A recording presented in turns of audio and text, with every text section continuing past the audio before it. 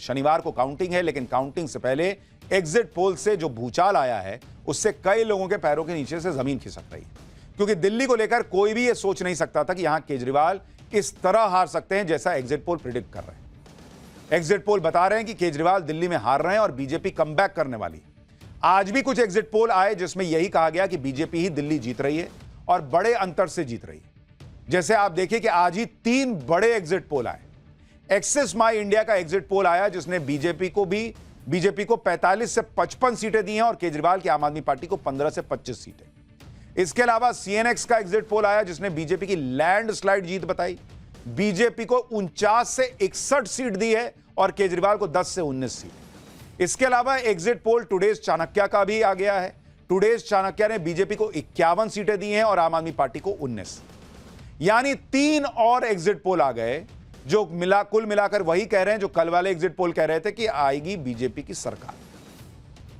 कल कुछ लोग कह रहे थे कि कल जिन एजेंसीज के एग्जिट पोल आए हैं उनमें कई का तो नाम भी बहुत लोगों ने नहीं सुना, इसलिए इन पर भरोसा करना मुश्किल है। लेकिन आज जिन एजेंसीज के एग्जिट पोल आए हैं वो एजेंसियां तो न्यूज चैनल्स के लिए बरसों से सर्वे करती रही हैं और इन्हें मेन स्ट्रीम सर्वे एजेंसी कह सकते हैं। इनके सर्वे में भी दिल्ली में बीजेपी की बड़ी जीत का अनुमान है। वैसे तो इन एजेंसीज के सर्वे भी गलत साबित हुए हैं, इसलिए सवाल यह है कि ये एग्जिट पोल्स जो नंबर बता रहे हैं क्या वो काउंटिंग वाले दिन पलट तो नहीं जाएंगे? केजरीवाल वाकई दिल्ली हार जाएंगे या फिर एग्जिट पोल गलत साबित हो जाएंगे? इन सवालों के बीच नेताओं के बयान, उनकी बॉडी लैंग्वेज भी एक तरह का एग्जिट पोल बताता है, जिस पर बहुत लोगों का ध्यान नहीं जाता। जैसे आज आम आदमी पार्टी के सांसद संजय सिंह ने प्रेस कॉन्फ्रेंस करके आरोप लगा दिया कि उनके 7 कैंडिडेट्स को बीजेपी की तरफ से 15-15 करोड़ रुपए का ऑफर आया है। दावा है कि इन उम्मीदवारों को कहा गया है कि सरकार बनाने के लिए वो बीजेपी में शामिल हो जाएं। एक बार संजय सिंह को सुनिए, फिर आपको बताऊंगा कि आम आदमी पार्टी को कितनी सीटें मिलने की उम्मीद है। भारतीय जनता पार्टी ने दिल्ली के चुनाव में अपनी हार मान ली है और इसी के कारण हम लोग आज सुबह से अपने विधायकों से बातचीत कर रहे हैं और बहुत सारे विधायकों ने मुझे सूचना दिया फोन करके। 7 विधायकों के पास 15-15 करोड़ रुपए लेकर पार्टी छोड़ने का, पार्टी तोड़ने का, भारतीय जनता पार्टी में शामिल होने का ऑफर अब तक आ चुका है। 15 करोड़ रुपए देने के लिए बात कर रहे हैं और आम आदमी पार्टी छोड़कर भारतीय जनता पार्टी के साथ तोड़फोड़ करके सरकार बनाने के लिए शामिल होने की बात कर रहे हैं।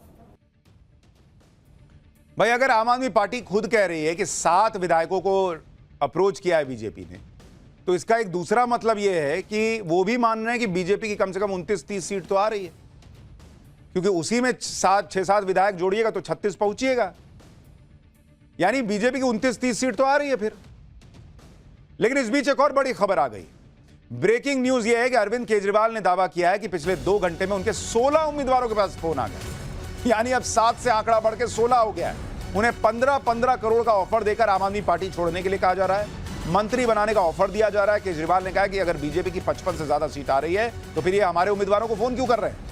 जाहिर तौर पर यह फर्जी सर्वे कराए गए हैं ताकि माहौल बनाकर कुछ उम्मीदवारों को तोड़ा जा सके, लेकिन हमारी पार्टी का एक भी आदमी नहीं टूटेगा।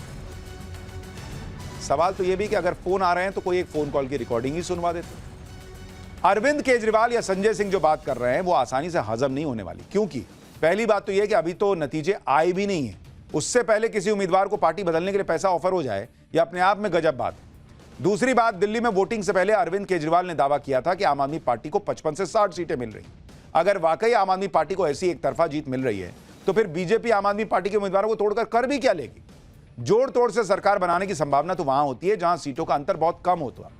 अब आम आदमी पार्टी को 55 सीटें अगर मिल रही हैं जैसा केजरीवाल ने दावा किया था, तो इस हिसाब से तो बीजेपी को 15 से ज्यादा सीटें नहीं आएंगी। तो 7 या 16 विधायक भी अगर बीजेपी तोड़ने का प्रयास कर रही है तो भी 36 नहीं पहुंचती। तो फिर ये 7 और 15 विधायक का आंकड़ा कहां से आ रहा है? एग्जिट पोल के दावों से आम आदमी पार्टी के कैंप में खलबली जरूर मची होगी, भले ही वो इसे माने या न माने। उधर बार बार एग्जिट पोल को देखकर बीजेपी के नेता रिलैक्स नजर आ रहे हैं। बीजेपी के नेताओं ने क्या कहा है वो भी सुनिए, फिर बताऊंगा दिल्ली में पिछले 3 चुनाव के एग्जिट पोल कितने गलत और सही साबित हुए थे। दिल्ली को लोग दिल्ली ही देखना चाहते हैं, पेरिस नहीं देखना चाहते। जो दिल्ली 11 साल पहले थी, उस दिल्ली को अगर कोई ला सकता है तो भारतीय जनता पार्टी ला सकती है। इसलिए हम सरकार बनाएंगे। ये एग्जिट पोल क्या होता है? जनता का मूड है, जनता क्या चाह रही है वो एग्जिट पोल में ही प्रतिलक्षित होता है। तो जनता इस बार जो चाह रही है वो पूरी तरह से झाड़ू तिनका तनका बिखर रही है और भारतीय जनता पार्टी का कमल खिल रहा है। यानी चाहे बीजेपी हो या आम आदमी पार्टी, कॉन्फिडेंस कोई कितना भी दिखाए, लेकिन किसी को पता नहीं कि दिल्ली की जनता ने फैसला क्या किया है और सैटरडे को किसके पक्ष में फैसला आएगा। भाई दिखाएं ना दिखाएं, बेचैनी तो दोनों खेमे में होगी, लेकिन एक पार्टी ऐसी है जिसे रिजल्ट का इंतजार भी नहीं होगा, क्योंकि उन्हें पता ही नहीं कि वो कितने पानी में है। और यह पार्टी है कांग्रेस, जो लोकसभा चुनाव में केजरीवाल के साथ थी, 6 महीने में केजरीवाल के खिलाफ विधानसभा चुनाव लड़ रही थी। और जब इस तरह का कंफ्यूजन किसी पार्टी में हो तो उसका नतीजा क्या होता है, ये एग्जिट पोल बता रहे हैं। एक्सिस माई इंडिया के एग्जिट पोल में कांग्रेस को 1 सीट का अनुमान है। सीएनएक्स के एग्जिट पोल में भी कांग्रेस को 1 सीट मिलने का अनुमान है। टुडेज चाणक्य के एग्जिट पोल में अन्य को 0 से 3 सीट मिलने का अनुमान है। मतलब आप सोचिए राहुल गांधी पे कितना लोड कम रहता होगा।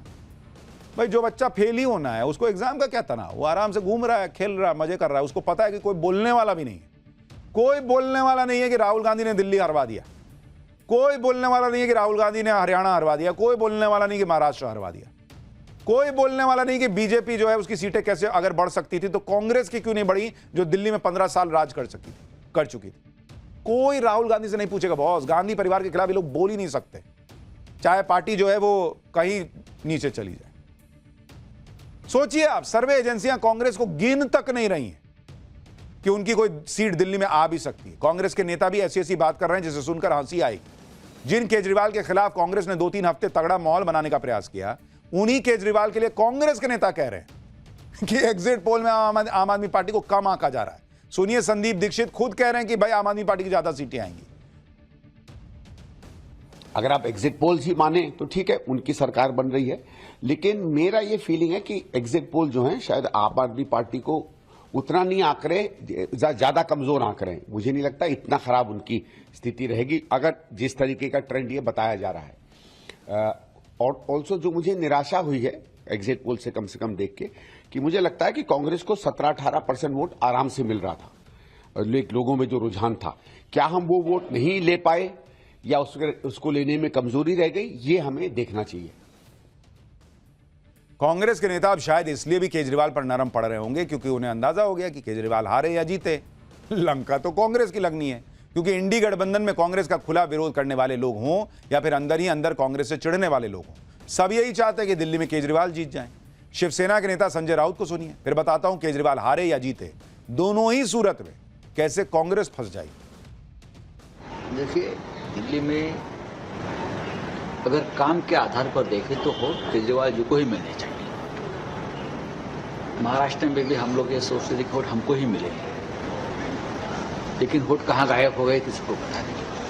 क्या जादू है बीजेपी के पास या उनके लोगों के पास। अब मैं टीवी पे देख रहा था या सोशल मीडिया पे चल रहा है, यहाँ पैसा बांट रहे हैं, यहाँ पैसा बांट रहे हैं। अब ये तो चुनाव नहीं है, उस समय चुनाव नहीं है, ये एक बहुत बड़ा पैसों का खेल चल रहा है जो दिल्ली में भी चल रहा है। इंडी गठबंधन के नेता तो यही चाह रहे हैं कि अरविंद केजरीवाल ही जीत जाए। अखिलेश यादव से लेकर ममता बनर्जी की पार्टी ने अरविंद केजरीवाल के लिए प्रचार भी किया था।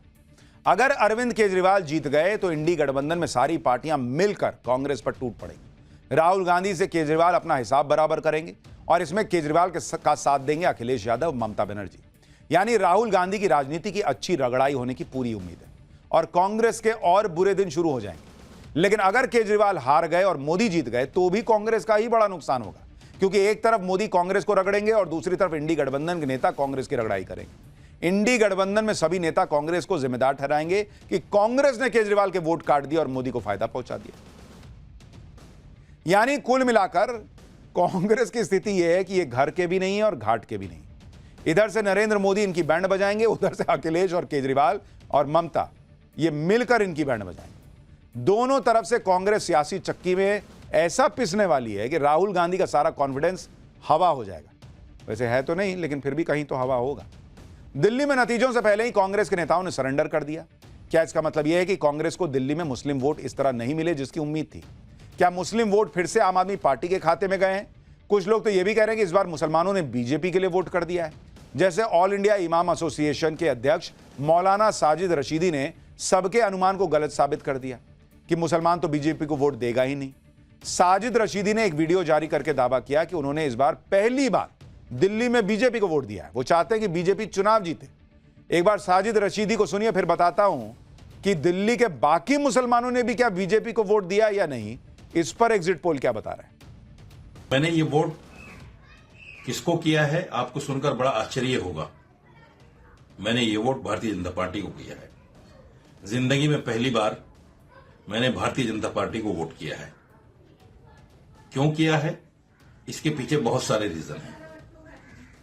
अब तक मुसलमानों पर एक एलिगेशन ये लगता रहा कि भारतीय जनता पार्टी को हराने के लिए मुसलमान वोट करता है, लेकिन ये मैंने वोट इसलिए किया आज बीजेपी को कि दिल्ली के अंदर बीजेपी जीते।